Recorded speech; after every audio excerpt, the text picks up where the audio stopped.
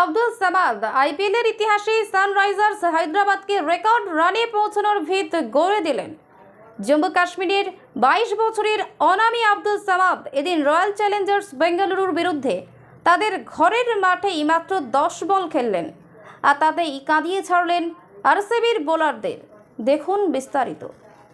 তার মধ্যে 19তম ওভারে তিনি রিশ টপলিকে একেবারে ছাতু করলেন। এই ওভারে প্রথম বলে মার্করাম 1 রান নিয়েছিলেন। পরের 5 বলে 4 থেকে 4, 6 থেকে 6 থেকে 4 মোট 24 রান করেন আব্দুল সামাদ।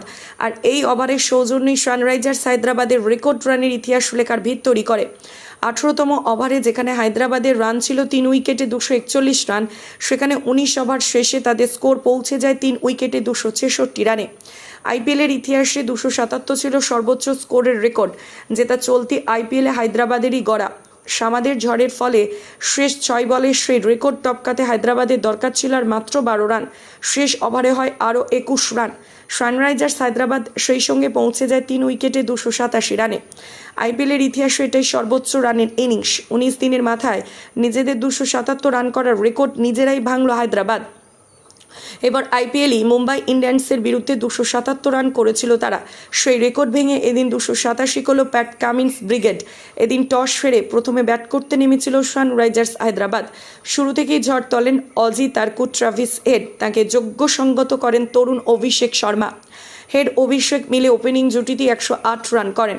22 বলে 34 করে অভিষেক আউট হলেও ঝড়ো 7 রান হাঁকান হেড। 39 বলে সেঞ্চুরি করে তিনি এদিন ইতিহাস লিখে ফেলেন।